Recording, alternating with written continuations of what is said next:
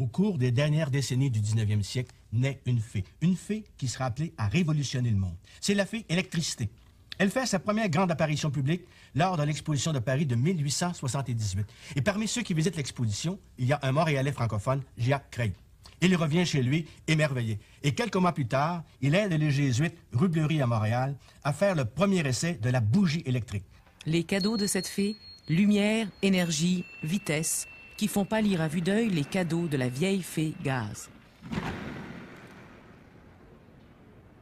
20 ans après l'essai de Craig, l'électricité a conquis le cœur des Québécois et les grandes rues du Québec.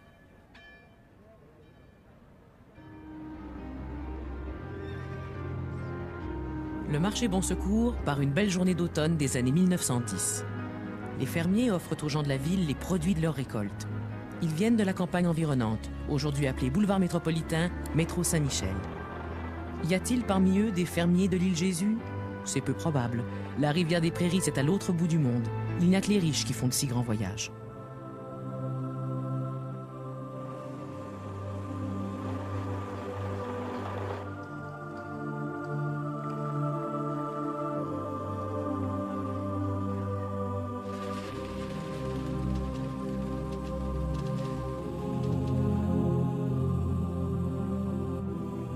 Depuis 20 ans, toutes sortes de nouvelles inventions bouleversent la vie quotidienne, mais elles demeurent encore inaccessibles. L'énergie électrique, le téléphone, les autos, c'est pour les industries et peut-être les riches. On en rêve, même si on est sûr qu'on ne pourra jamais se les payer.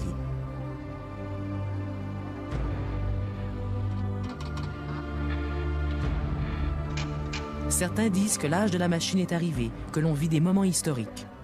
Mais peut-on les croire ? C'est la belle époque et le mot stress n'existe pas.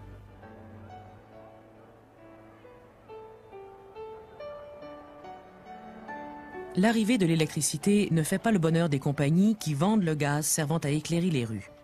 Elles vont insinuer que l'éclairage électrique peut rendre aveugle. La guerre commerciale féroce prend fin quand l'électricité remporte sa première grande victoire, le tramway électrique. En 1892, apparaît à Montréal le premier tramway utilisant l'électricité comme force de locomotion. Mais il y a un problème. Plusieurs croient que s'il y a un orage électrique, on risque fort d'être électrocuté. Ce qui fait que les jours d'orage, la fréquentation diminue beaucoup.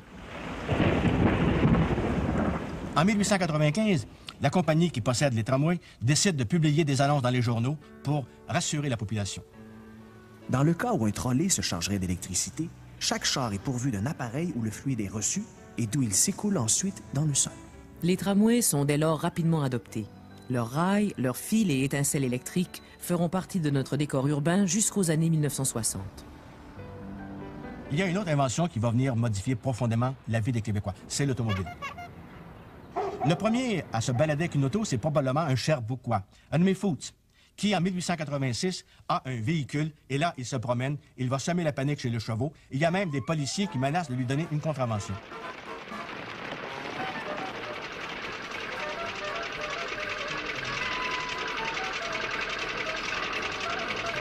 En 1899, à Montréal, c'est Ucald d'Endurant qui achète une Waltman. C'est une voiture à vapeur. Comme on ne connaît pas encore ce genre de nouveau véhicule, pour le laisser circuler dans les rues de Montréal, on va lui accorder un permis de cycliste. La même année, à Montréal, Henri-Émile Bourassa commence à construire les premières automobiles québécoises. Il avait profité des conseils d'un pilote d'origine suisse qu'il avait hébergé pendant 8 mois, un nommé Louis Chevrolet. Désormais, les Québécois se familiarisent avec les stations-service,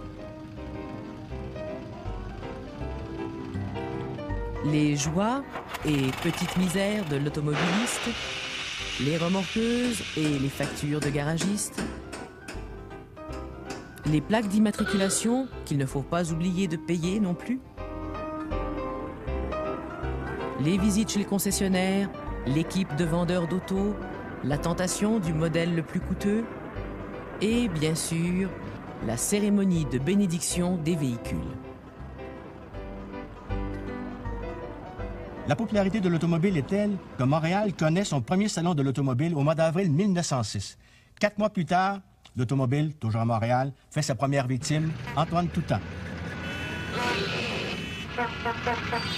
En 1915, on dénombre au Québec environ 9 000 automobiles de promenade. 10 ans plus tard, 75 000.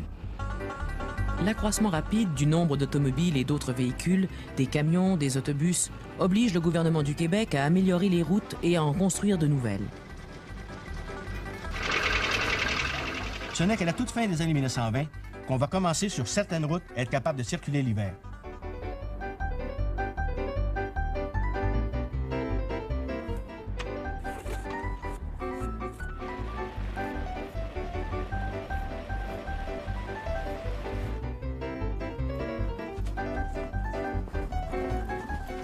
Depuis des siècles, le cheval rend de précieux services tant aux gens des campagnes que des villes. Pendant quelques années, il y aura entre le cheval et l'auto une coexistence plus ou moins pacifique. Mais au Québec, comme ailleurs dans le monde occidental, le cheval vapeur finira par supplanter le cheval vivant.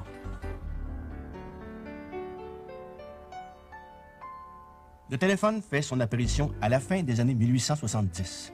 Les premiers abonnés se recrutent dans le secteur commercial et chez les gens bien nantis.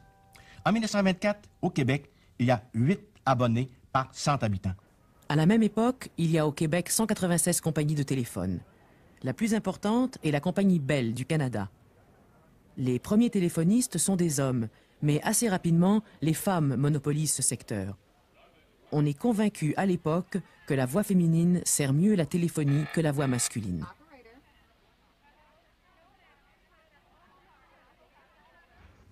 Il n'y a pas que des voix féminines téléphoniques. C'est l'époque des grandes cantatrices telles que Pauline Donalda et Emma La Jeunesse, dite Albany, les premières de nos grandes vedettes internationales.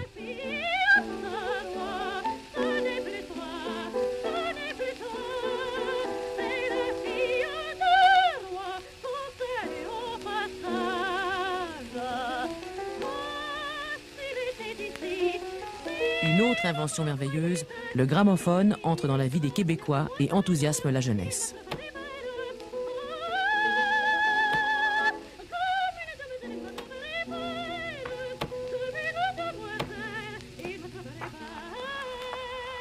Montréal prend un premier contact avec le cinéma le samedi 27 juin 1896.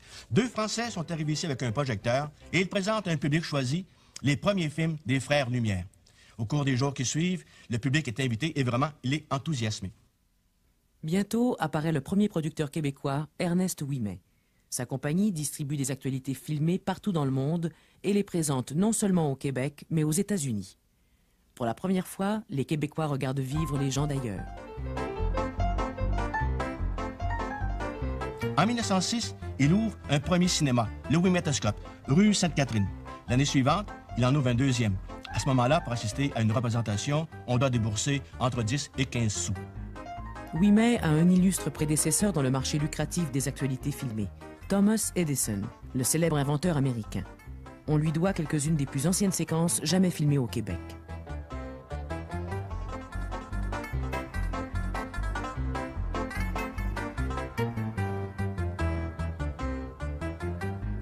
Ceux qui n'ont pas les moyens de se payer une pièce de théâtre ou d'aller au cinéma peuvent quand même assister à un autre spectacle extrêmement intéressant.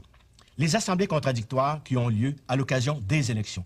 À ce moment-là, sur une scène, divers orateurs vont s'affronter, vont multiplier les explosions verbales et faire en sorte que la population est invitée à participer, non seulement en applaudissant, mais parfois même en se battant. On se bat peut-être encore un peu, mais grâce au scrutin secret, le temps où élection voulait dire mort d'homme n'est plus qu'un mauvais souvenir. Or, en 1899, la guerre éclate en Afrique du Sud, plus précisément au Transvaal, où on vient de trouver des mines d'or.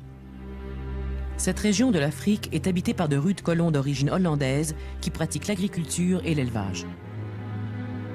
L'Angleterre convoite ces mines d'or-là. On va donc essayer de s'emparer du territoire et d'écraser les Boers. C'est la fameuse guerre des Boers. On envoie des contingents, mais rapidement on se rend compte qu'on a besoin de renforts. On va demander au gouvernement canadien d'envoyer quelques régiments là-bas. Le problème se pose donc à ce moment-là, à savoir, est-ce que le Canada doit participer à toutes les guerres de l'Empire? Laurier répond que le Canada est prêt à envoyer des soldats partout où la sécurité du Canada est en jeu. Or, dans le cas de l'Afrique du Sud, le Canada n'est pas menacé en aucune façon. Aux yeux de Laurier, le destin du Canada est de devenir un pays indépendant, lié à l'Angleterre, mais indépendant quand même. Mais il y a les anglophones du Canada qui, eux, demandent que le Canada fasse son effort de guerre. D'autre part, au Québec, les francophones s'opposent à cette guerre-là qu'on considère uniquement comme une guerre entre l'Angleterre et des gens, les Boers. D'énormes pressions politiques obligent Laurier à céder partiellement. Wilfrid Laurier était le bon Canadien français parce qu'il était toujours pour le fédéral, pour le compromis, pour un Canada coast to coast. Il était un optimiste. Il avait une vision du Canada dans ce siècle, c'est-à-dire ça correspondait beaucoup. En plus, il était un gradué de l'Université McGill comme avocat. Il avait une vision du Canada qui correspondait beaucoup à la vision des anglophones. Le Canada va envoyer en Afrique du Sud des troupes, mais des volontaires seulement.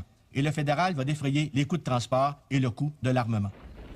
8000 volontaires s'embarquent pour l'Afrique du Sud. Moins de 8% d'entre eux sont du Québec. La guerre impériale coûtera au Canada 224 vies et 3 millions de dollars. Il y a un jeune député d'une trentaine d'années qui s'appelle Henri Bourassa et qui demande à Laurier s'il a tenu compte de l'opinion de la province de Québec. Et Laurier répond: Mon cher Henri, la province de Québec n'a pas d'opinion. Elle n'a que des sentiments. À leur manière, Laurier et Bourassa vont incarner les deux grandes tendances qu'on retrouve assez souvent chez plusieurs Canadiens français de la province de Québec. Être en même temps fédéraliste et nationaliste. Être rouge à Ottawa, bleu à Québec, bleu à Ottawa, rouge à Québec. Au début du 20e siècle, Wilfrid Laurier est certainement l'homme le plus populaire auprès des Canadiens français, auprès des Québécois. Mais ça n'empêche pas de perdre ses élections en 1911. C'était pas un héros, parce qu'à ce moment-là, les vrais héros, ce sont les hommes forts. Et des hommes forts, on en a. Le plus célèbre d'entre eux, Louis Cyr, qui soulève plus de 200 livres avec son petit doigt.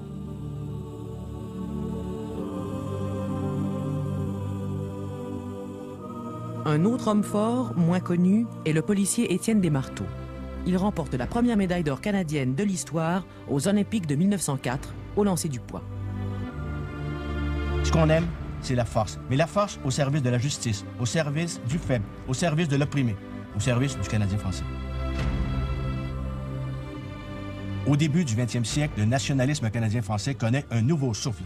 En 1903, on assiste à la fondation de la Ligue nationaliste canadienne. Celle-ci va réclamer pour le Canada plus d'indépendance vis-à-vis d'Angleterre. Elle va réclamer aussi plus d'indépendance des provinces vis-à-vis le gouvernement fédéral. Henri Bourassa va définir, lui, de quelle façon il conçoit ce nationalisme-là.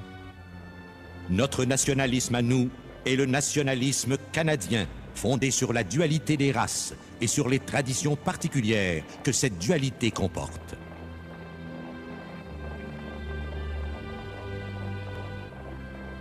La population du Canada continue à croître plus rapidement que celle de la province de Québec. Le gouvernement du Canada a un agent d'immigration en France qui essaie de convaincre les Français d'émigrer au Canada, en particulier dans les provinces de l'Ouest et peut-être un peu aussi au Québec. C'est un échec. D'autres ne se font pas prier et viennent en masse. Aussitôt débarqués, leur premier souci est d'aider frères, sœurs, cousins à venir s'établir ici.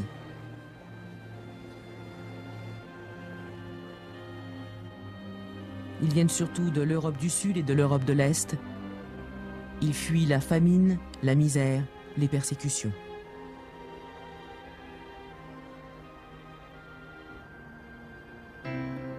Le gouvernement canadien favorise beaucoup plus l'immigration des anglophones en provenance de la Grande-Bretagne. Et c'est par des dizaines et des centaines de milliers qu'ils vont venir s'établir au Canada et quelques-uns aussi au Québec. Comme tout le reste du monde occidental, le Canada connaît une croissance économique impressionnante au début du XXe siècle. Pour qui a de l'instruction ou quelques capitaux à investir, les possibilités paraissent infinies. Le naufrage du Titanic au large de Terre-Neuve, on préfère ne pas y penser. On s'embarque avec sérénité sur de grands paquebots transatlantiques pour une traversée qui, on l'espère, sera agréable.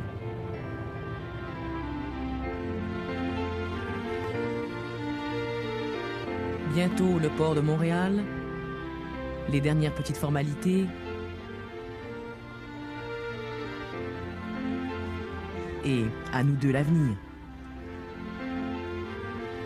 Depuis la Confédération, le taux de natalité n'a cessé de diminuer. De 43 qu'il était par 1000 habitants, il n'est plus que de 30 à la fin des années 1920.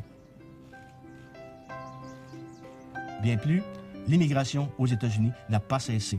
Entre 1900 et 1930, on évalue à 310 000 le nombre de Québécois qui prennent le chemin de la Nouvelle-Angleterre. Le premier ministre Louis-Alexandre Taschereau déclare sans ambages « Je préfère importer des capitaux américains qu'exporter des Canadiens français aux États-Unis. » Richesse naturelle, mais manque de capitaux québécois pour les mettre en valeur, voilà le grand obstacle qui freine l'économie du Québec.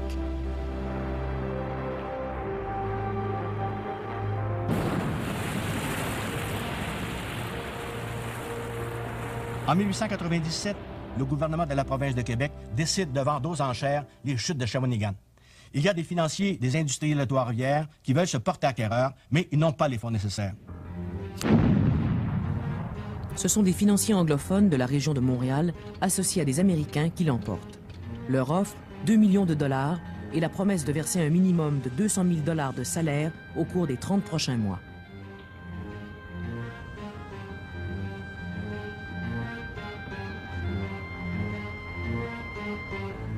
Avec la construction du barrage, une ville moderne apparaît comme par enchantement, Shawinigan. Aluminerie, pâtes et papiers, produits chimiques, l'électricité attire de nombreuses entreprises. Mais leur contrôle échappe aux Canadiens français. Et on va se poser la question, est-ce que les Canadiens français sont faits pour les affaires? Au tout début du siècle, en 1904, il y a Hérold Bouchette qui, lui, affirme que les Canadiens français sont faits pour les affaires. Nos compatriotes de la province de Québec ne sont pas moins aptes à l'industrie que les autres races du continent. Et bien instruits et bien dirigés, ils obtiendront des résultats qui étonneront tout le monde, et eux-mêmes les premiers. Nous devons prendre une part active et énergique dans la grande lutte industrielle que les hommes d'expérience nous prédisent à brève échéance et qui viendra, certainement. Évidemment, les francophones n'étaient pas absents de l'économie.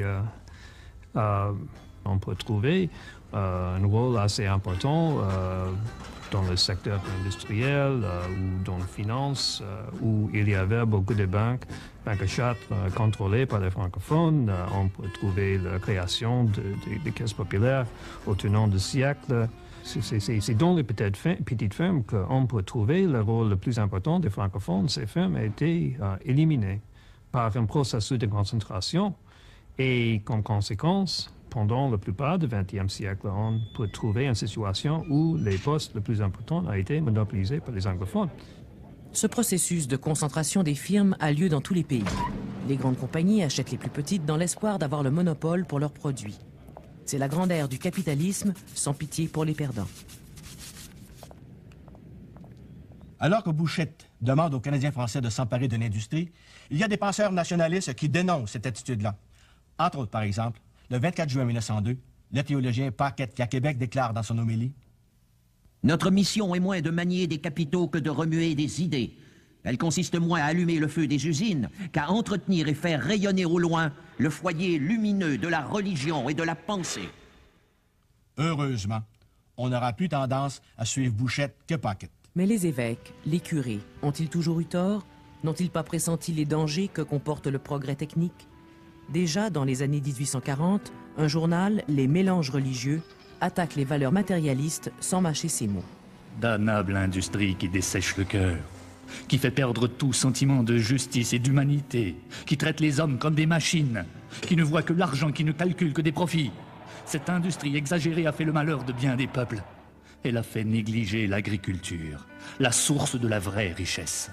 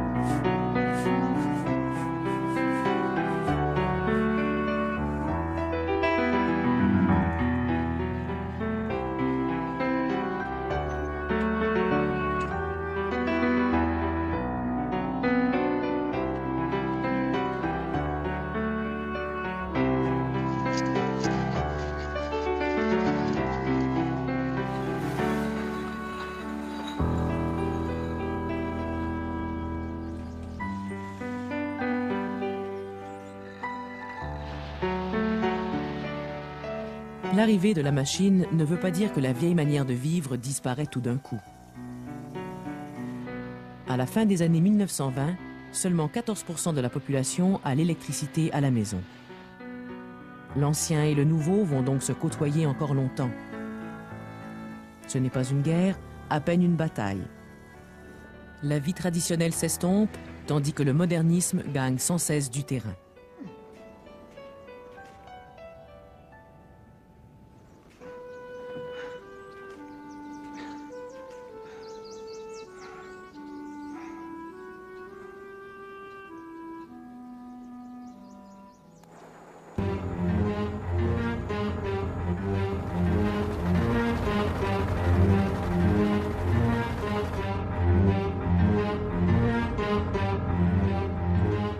Au cours des premières décennies du 20e siècle, les journaux sont beaucoup plus nombreux qu'aujourd'hui.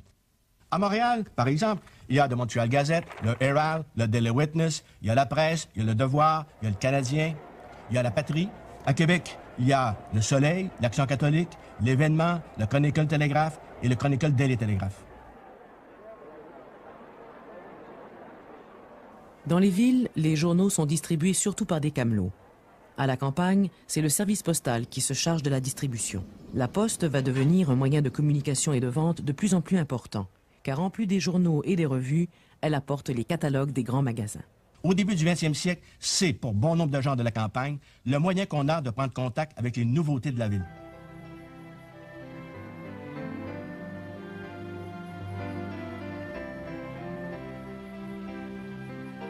Et là, les femmes à la campagne, elles peuvent feuilleter ça et voir quelles sont les modes à New York et à Paris.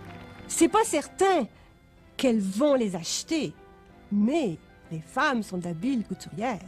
Alors, elles vont essayer de les reproduire chez elles. Et puis, on peut aussi commander des choses tout faites. Le tout fait. Ah, ça c'est une chose qui a transformé la vie des femmes aussi. Tu n'es pas obligé de fabriquer les caleçons, comment ça s'appelle, les combinaisons, les camisoles.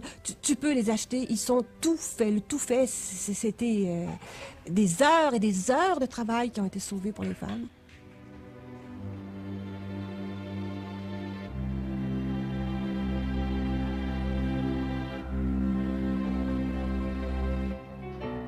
Au village, donc, dans mon nom de village, après le curé, un personnage important, c'est le maître de poste.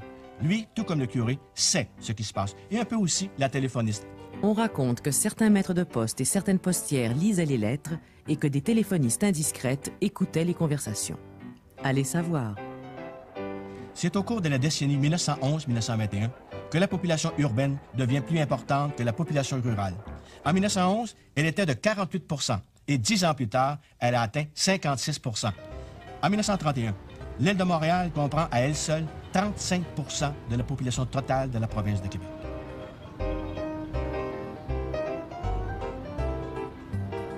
En 1911, un ouvrier non qualifié gagne en moyenne 1,75 $ par jour, ce qui fait 550 $ par année. S'il est seul à travailler, il ne peut pas faire vivre sa famille parce que le budget moyen annuel d'une famille de 5 personnes, c'est plus de 700 $. Il faut donc que sa femme et ses enfants gagnent aussi des sous.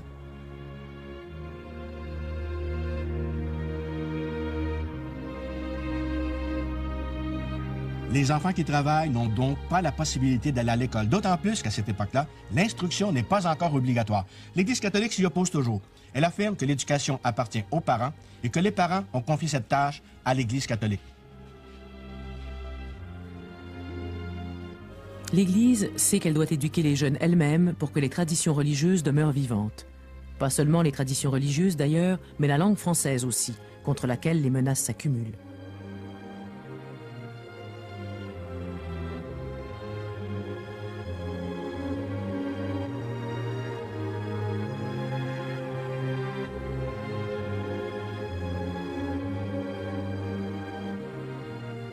En 1905, on crée les provinces de la Saskatchewan et de l'Alberta. Et on se demande à ce moment-là si on devrait inscrire dans la loi qui crée ces provinces-là des droits aux écoles confessionnelles, aux écoles francophones. À la Chambre des communes d'Ottawa, les députés anglophones disent non. En 1914, éclate la Première Guerre mondiale. Encore une fois, le problème de la participation du Canada à une guerre de l'Empire va se poser, comme ça s'était posé avec la guerre des Boers. Cette fois, la participation à la guerre soulève peu de débats, car ce sont la France et l'Angleterre, l'ancienne et la nouvelle mère patrie, qui sont attaquées. Les forces canadiennes font preuve d'un grand courage au cours de combats qui comptent parmi les plus dévastateurs de toute la guerre. Le bilan du conflit sera lourd. Sur 620 000 hommes, 60 000 morts et 200 000 blessés.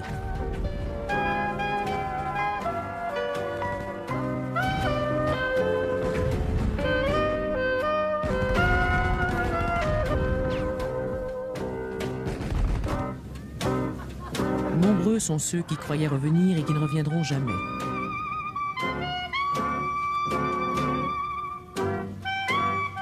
D'autres reviennent, mais à quel prix?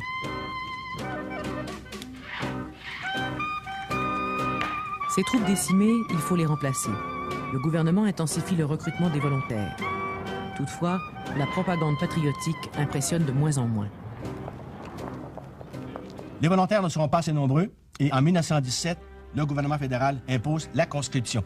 Ça ne plaira pas à beaucoup de Québécois francophones. Au printemps de 1918, à Québec, la protestation tourne au tragique entre l'armée et les manifestants. Les militaires font feu, il y a des blessés, il y a des morts. L'indignation du Québec est profonde. Il y a aussi un autre champ de bataille qui s'est développé. C'est celui des écoles de l'Ontario où on a presque voulu faire disparaître l'enseignement français. Plusieurs Québécois vont dire que le vrai champ de bataille pour l'avenir des Canadiens français, c'est en Ontario et non pas en Europe. Il va y avoir à ce moment-là une opposition très forte entre les francophones et les anglophones du Canada. Joseph-Napoléon Franqueur, député de l'Assemblée législative du Québec, présente la résolution suivante. Que cette Chambre est d'avis que la province de Québec serait disposée à accepter la rupture du pacte fédératif de 1867 si, dans les autres provinces, on croit qu'elle est un obstacle à l'union, au progrès et au développement du Canada. Pendant la Première Guerre mondiale, on veut galvaniser les foules, on veut les inciter à prendre part au conflit. Et pour y arriver, on mise à fond sur la fidélité envers la France et la fierté du peuple canadien.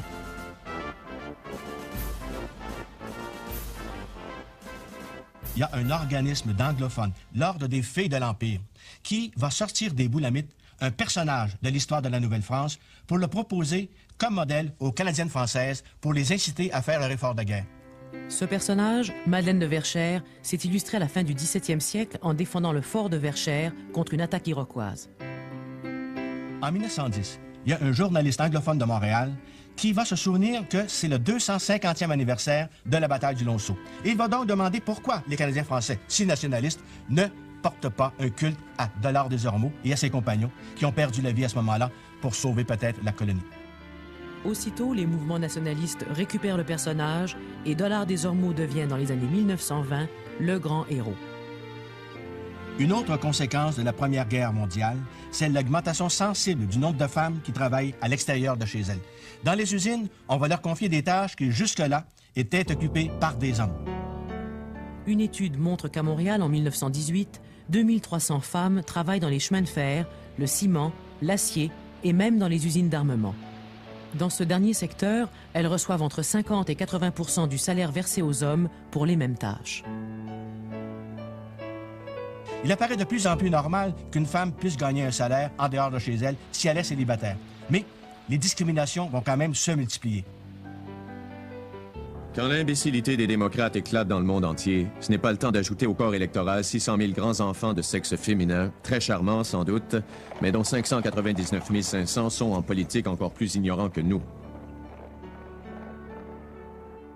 La guerre de 14-18 a obligé la société à changer ses idées sur les femmes.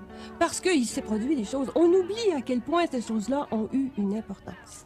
Les femmes ont coupé leurs cheveux.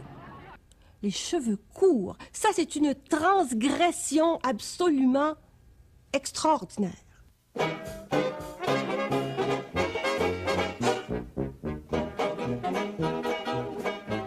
femmes ont coupé leurs robes. Pensez-y, voir une cheville, c'était dangereux. Alors imaginez-vous les robes courtes. Et en 1920, les robes n'étaient pas longues, croyez-moi. Et ensuite, les femmes ont enlevé leurs corsets. Ça aussi, c'est absolument fantastique. Par conséquent, l'image qu'on avait des femmes, cette espèce de vase de porcelaine, ça s'est écroulé.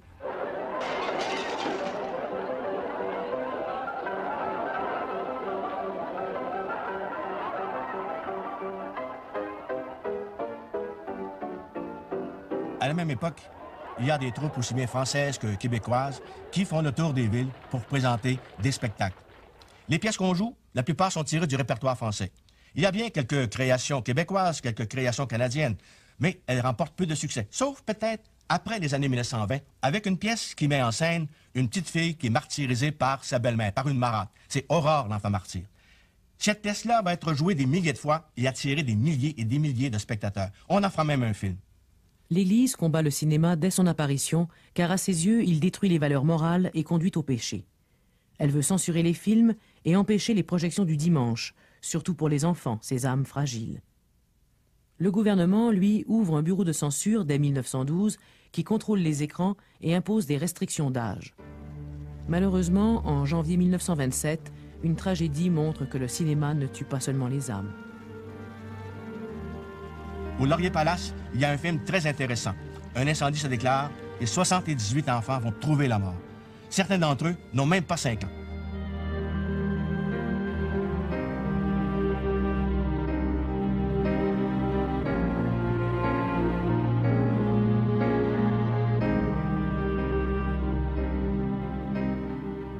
Les premières salles de cinéma sont la propriété de Canadiens français. Mais à partir de 1920, ce sera des compagnies américaines qui vont commencer à gérer et à posséder les cinémas. Ce qui signifie que les films américains seront de plus en plus nombreux sur les écrans. On peut aussi voir certains films français. Comme il n'y a pas encore de long métrage produit au Québec, les Québécois voient les autres sur l'écran mais ne se voient pas eux-mêmes. Par contre, dans beaucoup de films, ils ont droit à une image stéréotypée fabriquée par Hollywood. Pour Hollywood, le Canadien français porte toujours de beaux pantalons. Il a un tempérament de chaud latin. C'est un coureur de bois fourvoyé dans le 20e siècle.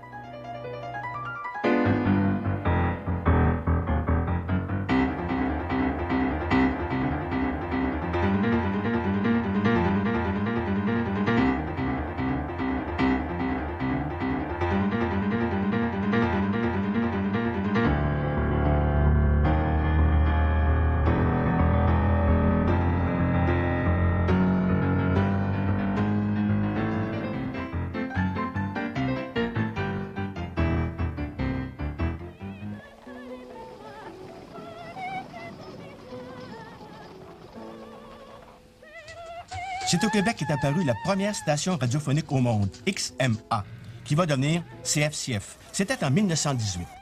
4 ans plus tard, le quotidien La Presse ouvre sa propre station radiophonique, CKAC. En 1923, il y avait au Québec entre 2000 et 3000 appareils radio. Mais il y en avait probablement beaucoup plus que ça, mais c'était des appareils clandestins. Car à cette époque-là, il fallait payer au gouvernement fédéral une taxe de 2 $ par année pour avoir le droit d'avoir un appareil radio. Chose intéressante à noter, on fera appel à des voix d'hommes parce qu'on était convaincus que ces voix-là servaient mieux la radiophonie que des voix féminines. C'est vrai que les emplois étaient beaucoup mieux payés. Au programme, des nouvelles, des sketchs, du théâtre, de la musique. Il y a donc eu une grande culture de la musique par les femmes ici dans la province de Québec. Et je pense que ces dues religieuses, ce sont elles qui sont les premières professeurs de piano.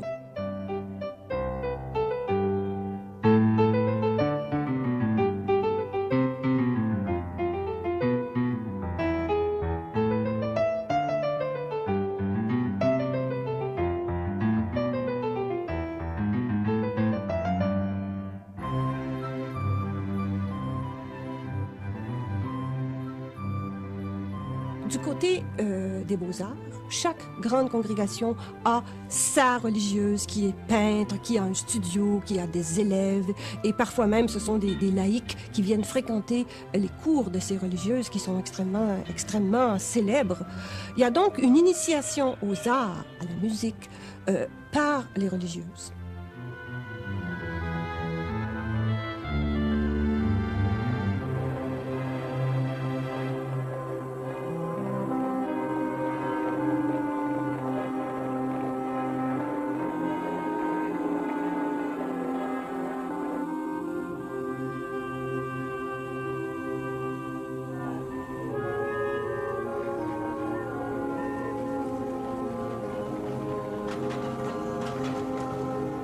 Malgré une certaine prospérité engendrée par la Première Guerre mondiale, la misère existe quand même dans beaucoup de milieux. En 1921, le gouvernement de Louis-Alexandre Tachereau adopte la loi de l'assistance publique. En vertu de cette loi, les indigents pourront être hospitalisés gratuitement, mais il va falloir payer. Le tiers de la facture sera acquitté par le gouvernement lui-même, un deuxième tiers par les municipalités et un troisième tiers par l'institution qui accueillera les indigents.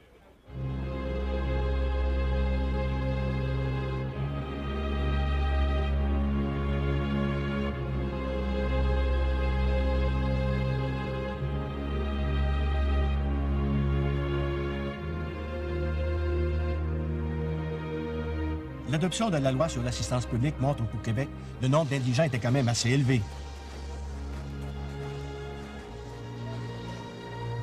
Les conditions sanitaires dans plusieurs villes laissaient énormément à désirer.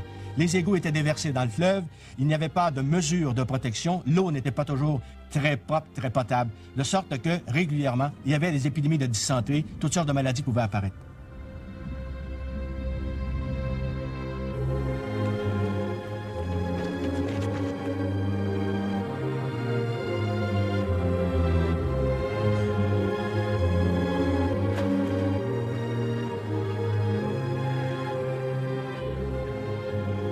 La mortalité infantile était très élevée. Un enfant sur 4 ne dépassait pas l'enfance dans certains quartiers de l'Est de Montréal. Des médecins expliquaient ce taux très élevé de mortalité infantile par le fait que des femmes qui accouchaient sevraient leurs enfants beaucoup trop rapidement et qu'elles les nourrissaient par après avec de la bouillie, c'est-à-dire un mélange de concentré de bœuf, d'eau et de lait pas toujours de bonne qualité. Parce qu'à ce moment-là, le lait, dans la plupart des cas, n'était pas pasteurisé. Pour lutter contre cette situation, on va mettre sur pied l'œuvre de la goutte de lait pour venir en aide aux familles indigentes.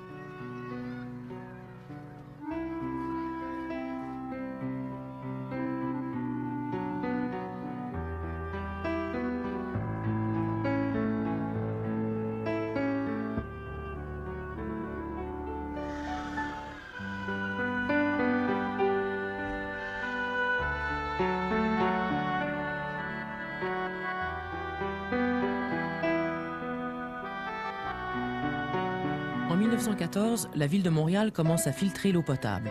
Elle ouvre des dispensaires dans plusieurs quartiers défavorisés au cours des années 1920. Le nombre des infirmières qualifiées augmente de façon importante.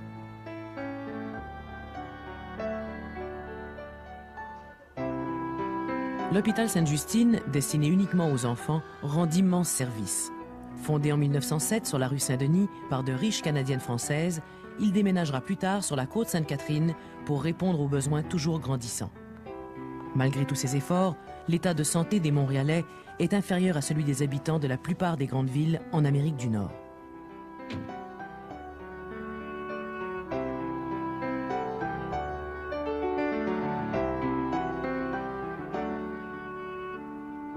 Les épidémies étaient nombreuses. Rappelons qu'en 1885, à Montréal, une épidémie de variole va faire 3000 victimes. Certaines personnes s'opposent à la vaccination parce qu'elles craignent d'attraper la maladie. Le conseil de ville va décréter la vaccination obligatoire, mais gratuite. En 1918, il y a une autre épidémie qui va frapper le Québec. 1 demi-million de Québécois vont souffrir de la grippe qu'on appelle la grippe espagnole. Il y aura des milliers de morts. Pour la seule ville de Montréal, on en dénombre 3000. À ce moment-là, on va fermer les lieux publics. Plus de messes le dimanche, plus de cinéma, plus de danse. Même les magasins vont avoir des horaires particuliers pour éviter que les gens se retrouvent en trop grand nombre dans les transports publics et se communiquent la maladie. Là où la médecine n'offre pas de solution, on espère que Saint-Joseph, la Vierge Marie ou Sainte-Anne-de-Beaupré en apporteront une.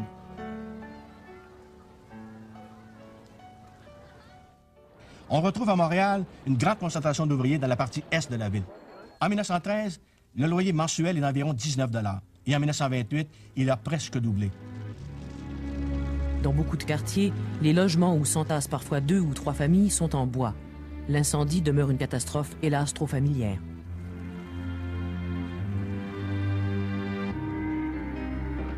La maladie et la misère ne sont pas l'apanage exclusif des Canadiens français.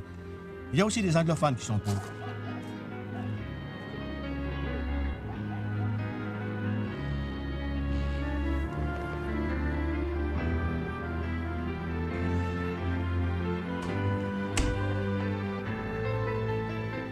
pour financer le coût de l'assistance publique, le gouvernement va imposer une taxe d'amusement. Il va aussi pouvoir disposer d'un peu d'argent avec les revenus suscités par la création de la Commission des liqueurs de la province de Québec. Cet organisme-là a le contrôle absolu sur la vente de l'alcool. Elle va imposer toutes sortes de règlements. Entre autres, il est défendu de vendre de la boisson à quelqu'un de moins de 18 ans, à quelqu'un qui a déjà été condamné pour ivresse, à quelqu'un qui boit avec excès. Et boire avec excès, un patron, un curé, une femme peuvent dénoncer une personne et cette personne-là n'a plus le droit d'entrer dans un magasin de la Commission des liqueurs. On va même aussi préciser que le mari est responsable des bêtises faites par sa femme en cas d'ébriété. On va même dresser le portrait de ce que doit être une bonne brasserie, une bonne taverne. Les tavernes peuvent vendre de la bière seulement à la condition qu'elle soit consommée sur place. Les consommateurs ne peuvent être servis au comptoir. Le bar est aboli. La musique, la danse, le chant et les jeux sont défendus.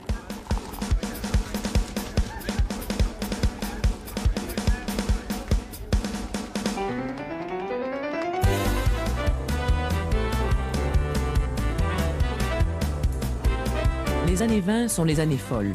Au Québec, on suit de plus en plus la mode et les coutumes des Américains. La Saint-Sylvestre, célébrée autrefois en famille, devient l'occasion de fêter frénétiquement le Nouvel An.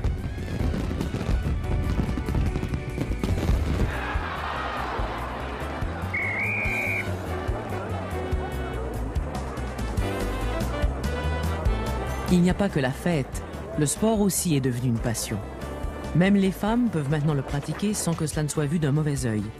Et tranquillement, le hockey, inventé plutôt par des anglophones de McGill, est en train de devenir le sport national des Canadiens français. À la fin des années 1920, le Canada et le Québec aussi viennent de faire un bond économique très important.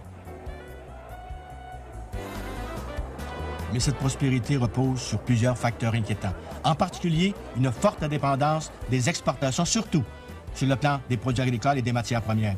Le Québec, tout comme le Canada, est plus que vulnérable. Il est bien peu s'en rendre compte. Pourtant, la misère est aux portes de l'Amérique du Nord.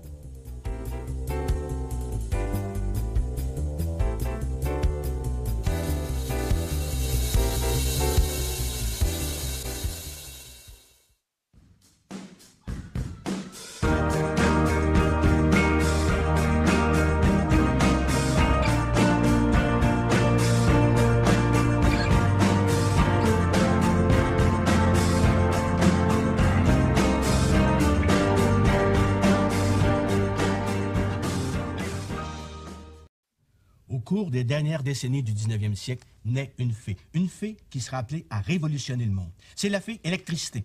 Elle fait sa première grande apparition publique lors de l'exposition de Paris de 1878. Et parmi ceux qui visitent l'exposition, il y a un Montréalais francophone, Jacques Craig.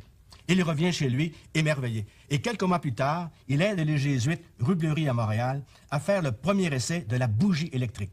Les cadeaux de cette fée, lumière, énergie, vitesse, qui font pâlir à vue d'œil les cadeaux de la vieille fée gaz.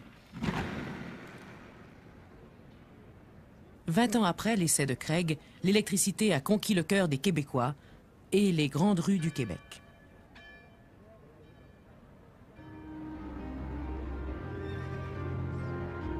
Le marché Bon Secours part une belle journée d'automne des années 1910. Les fermiers offrent aux gens de la ville les produits de leur récolte.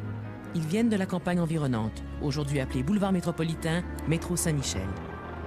Y a-t-il parmi eux des fermiers de l'île Jésus? C'est peu probable. La rivière des Prairies est à l'autre bout du monde. Il n'y a que les riches qui font de si grands voyages.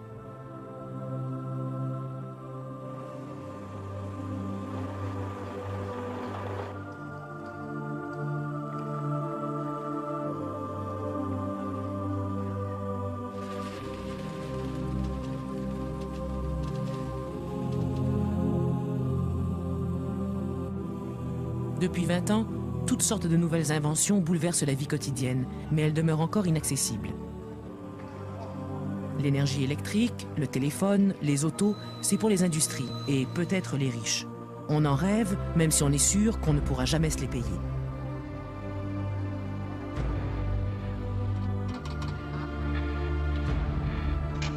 Certains disent que l'âge de la machine est arrivé, que l'on vit des moments historiques. Mais peut-on les croire? C'est la belle époque et le mot stress n'existe pas.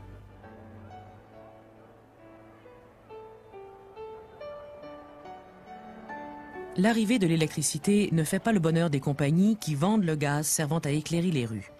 Elles vont insinuer que l'éclairage électrique peut rendre aveugle. La guerre commerciale féroce prend fin quand l'électricité remporte sa première grande victoire, le tramway électrique. En 1892, apparaît à Montréal le premier tramway utilisant l'électricité comme force de locomotion. Mais il y a un problème. Plusieurs croient que s'il y a un orage électrique, on risque fort d'être électrocuté. Ce qui fait que les jours d'orage, la fréquentation diminue beaucoup. En 1895, la compagnie qui possède les tramways décide de publier des annonces dans les journaux pour rassurer la population. Dans le cas où un trolley se chargerait d'électricité, chaque char est pourvu d'un appareil où le fluide est reçu et d'où il s'écoule ensuite dans le sol. Les tramways sont dès lors rapidement adoptés. Leurs rails, leurs fils et étincelles électriques feront partie de notre décor urbain jusqu'aux années 1960. Il y a une autre invention qui va venir modifier profondément la vie des Québécois, c'est l'automobile. Le premier à se balader avec une auto, c'est probablement un Sherbrookeois, un nommé Foots, qui en 1886 a un véhicule et là, il se promène, il va semer la panique chez les chevaux. Il y a même des policiers qui menacent de lui donner une contravention.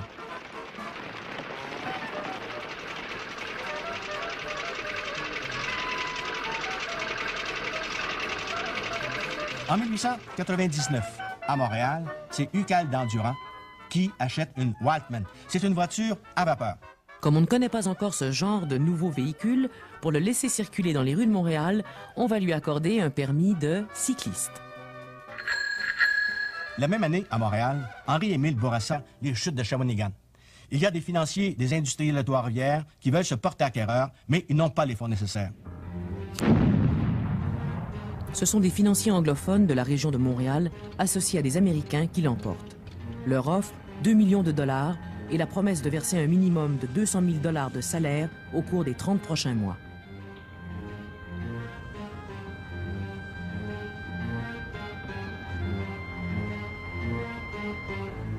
Avec la construction du barrage, une ville moderne apparaît comme par enchantement, Shawinigan. Aluminerie, pâtes et papiers, produits chimiques, l'électricité attire de nombreuses entreprises. Mais leur contrôle échappe aux Canadiens français. Et on va se poser la question, est-ce que les Canadiens français sont faits pour les affaires? Au tout début du siècle, en 1904, il y a Hérold Bouchette qui, lui, affirme que les Canadiens français sont faits pour les affaires. Nos compatriotes de la province de Québec ne sont pas moins aptes à l'industrie que les autres races du continent. Et bien instruits et bien dirigés, ils obtiendront des résultats qui étonneront tout le monde, et eux-mêmes les premiers. Nous devrons prendre une part active et énergique dans la grande lutte industrielle que les hommes d'expérience nous prédisent à brève échéance et qui viendra, certainement. Évidemment, les francophones n'étaient pas absents de l'économie. On peut trouver un rôle assez important dans le secteur industriel ou dans la finance, où il y avait beaucoup de banques à Chartres contrôlées par les francophones. On peut trouver la création des caisses populaires au tournant du siècle. C'est dans les petites fermes qu'on peut trouver le rôle le plus important des francophones. Ces fermes ont été éliminées par un processus de concentration et comme conséquence, pendant la plupart du XXe siècle, on peut trouver une situation où les postes les plus importants ont été monopolisés par les anglophones. Ce processus de concentration des firmes a lieu dans tous les pays. Les grandes compagnies achètent les plus petites dans l'espoir d'avoir le monopole pour leurs produits. C'est la grande ère du capitalisme, sans pitié pour les perdants. Alors que Bouchette demande aux Canadiens français de s'emparer de l'industrie, il y a des penseurs nationalistes qui dénoncent cette attitude-là. Entre autres, par exemple, le 24 juin 1902, le théologien Paquette qui à Québec déclare dans son homélie « Notre mission est moins de manier des capitaux que de remuer des idées. Elle consiste moins à allumer le feu des usines qu'à entretenir et faire rayonner au loin le foyer lumineux de la religion et de la pensée. » Heureusement, on n'aura plus tendance à suivre Bouchette que Paquette. Mais les évêques, les curés, ont-ils toujours eu tort? N'ont-ils pas pressenti les dangers que comporte le progrès technique? Déjà dans les années 1840, un journal, Les Mélanges religieux, attaque les valeurs matérialistes sans mâcher ses mots. Damnable industrie qui dessèche le cœur, qui fait perdre tout sentiment de justice et d'humanité, qui traite les hommes comme des machines, qui ne voit que l'argent, qui ne calcule que des profits. Cette industrie exagérée a fait le malheur de bien des peuples. Elle a fait négliger l'agriculture, la source de la vraie richesse.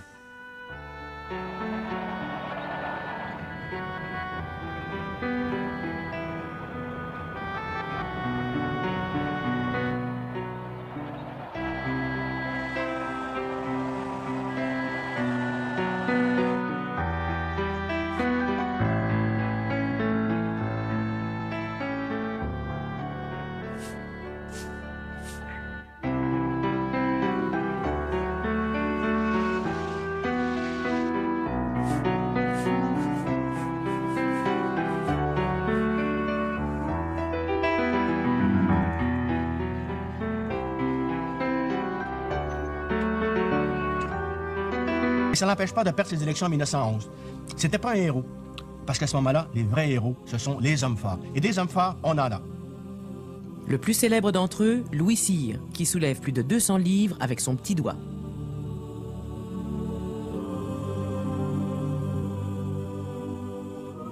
Un autre homme fort, moins connu, est le policier Étienne Desmarteaux. Il remporte la première médaille d'or canadienne de l'histoire aux Olympiques de 1904 au lancer du poids. Ce qu'on aime, c'est la force. Mais la force au service de la justice, au service du faible, au service de l'opprimé, au service du Canadien français. Au début du 20e siècle, le nationalisme canadien-français connaît un nouveau souffle. En 1903, on assiste à la fondation de la Ligue nationaliste canadienne. Celle-ci va réclamer pour le Canada plus d'indépendance vis-à-vis d'Angleterre. Elle va réclamer aussi plus d'indépendance des provinces vis-à-vis le gouvernement fédéral. Henri Bourassa va définir, lui, de quelle façon il conçoit ce nationalisme-là. Notre nationalisme à nous est le nationalisme canadien, fondé sur la dualité des races et sur les traditions particulières que cette dualité comporte.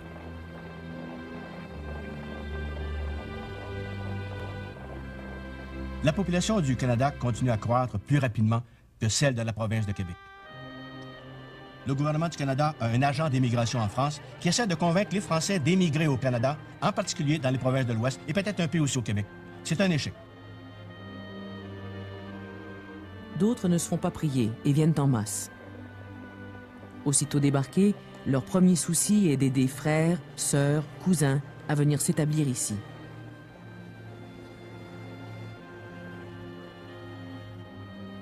Ils viennent surtout de l'Europe du Sud et de l'Europe de l'Est. Ils fuient la famine, la misère, les persécutions.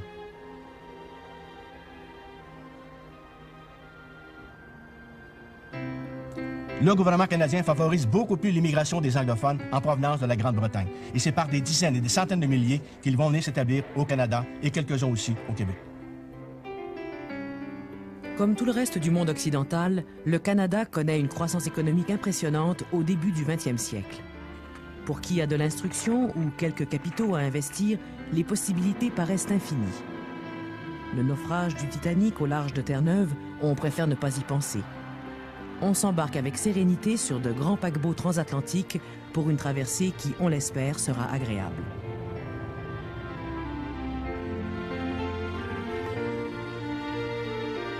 Bientôt le port de Montréal, les dernières petites formalités, et à nous deux l'avenir. Depuis la Confédération, le taux de natalité n'a cessé de diminuer. De 43 qu'il était par 1000 habitants, il n'est plus que de 30 à la fin des années 1920.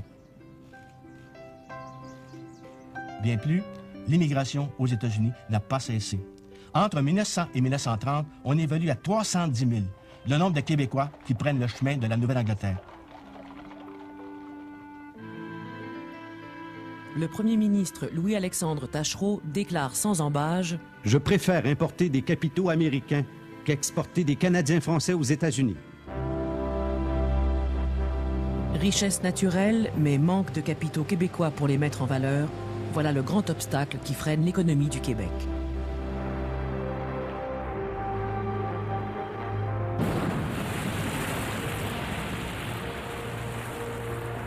En 1897, le gouvernement de la province de Québec décide de vendre aux enchères. Les Québécois regardent vivre les gens d'ailleurs. En 1906, il ouvre un premier cinéma, le Ouimetoscope, rue Sainte-Catherine. L'année suivante, il en ouvre un deuxième. À ce moment-là, pour assister à une représentation, on doit débourser entre 10 et 15 sous. Ouimet a un illustre prédécesseur dans le marché lucratif des actualités filmées, Thomas Edison, le célèbre inventeur américain. On lui doit quelques-unes des plus anciennes séquences jamais filmées au Québec.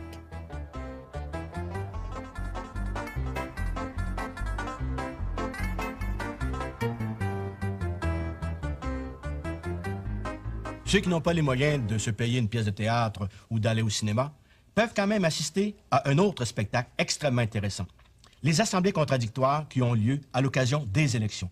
À ce moment-là, sur une scène, divers orateurs vont s'affronter, vont multiplier les explosions verbales et faire en sorte que la population est invitée à participer, non seulement en applaudissant, mais parfois même en se battant.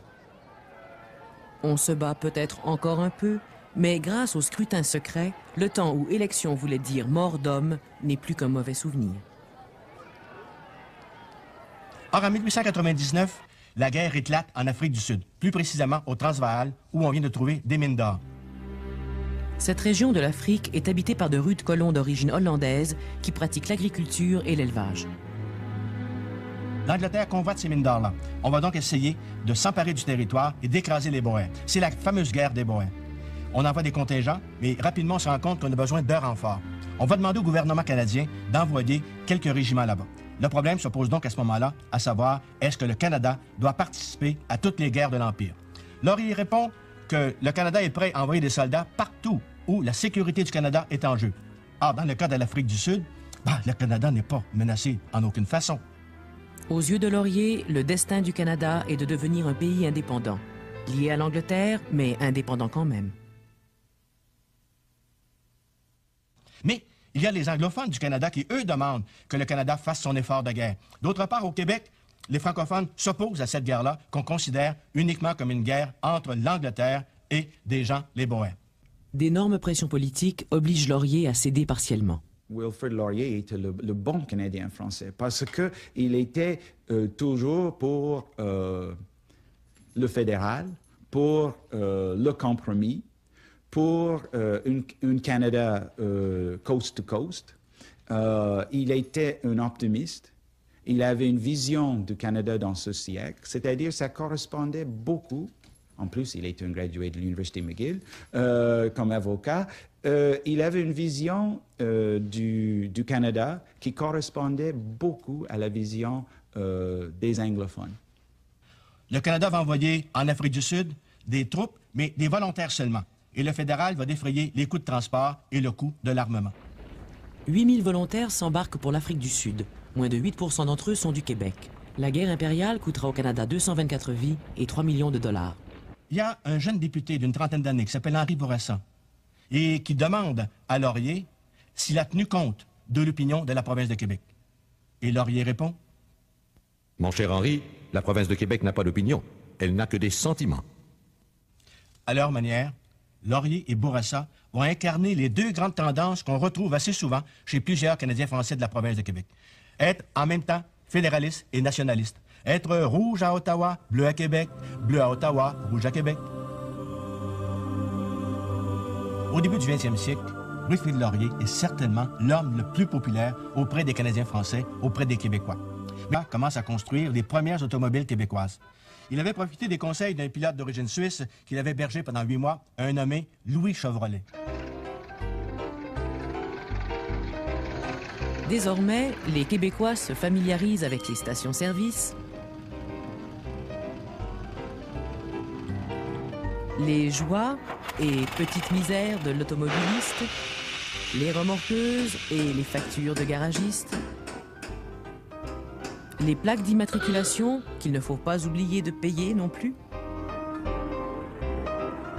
les visites chez le concessionnaire, l'équipe de vendeurs d'auto, la tentation du modèle le plus coûteux et, bien sûr, la cérémonie de bénédiction des véhicules. La popularité de l'automobile est telle que Montréal connaît son premier salon de l'automobile au mois d'avril 1906. 4 mois plus tard, l'automobile, toujours à Montréal, fait sa première victime, Antoine Toutant. En 1915, on dénombre au Québec environ 9000 automobiles de promenade. 10 ans plus tard, 75 000. L'accroissement rapide du nombre d'automobiles et d'autres véhicules, des camions, des autobus, oblige le gouvernement du Québec à améliorer les routes et à en construire de nouvelles. Ce n'est qu'à la toute fin des années 1920 qu'on va commencer sur certaines routes à être capable de circuler l'hiver.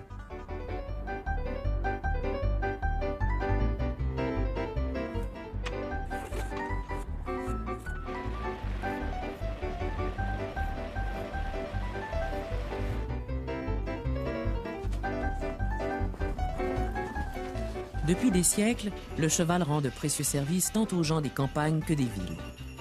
Pendant quelques années, il y aura entre le cheval et l'auto une coexistence plus ou moins pacifique. Mais au Québec, comme ailleurs dans le monde occidental, le cheval vapeur finira par supplanter le cheval vivant.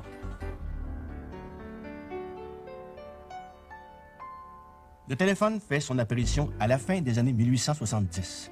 Les premiers abonnés se recrutent dans le secteur commercial et chez les gens bien nantis. En 1924, au Québec, il y a 8 abonnés par 100 habitants. À la même époque, il y a au Québec 196 compagnies de téléphone. La plus importante est la compagnie Bell du Canada. Les premiers téléphonistes sont des hommes, mais assez rapidement, les femmes monopolisent ce secteur. On est convaincu à l'époque que la voix féminine sert mieux la téléphonie que la voix masculine.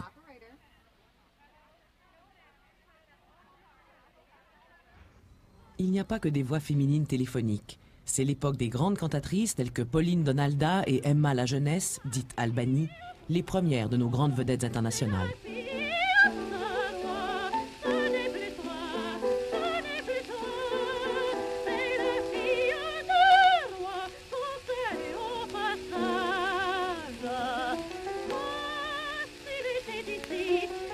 Une autre invention merveilleuse, le gramophone entre dans la vie des Québécois et enthousiasme la jeunesse.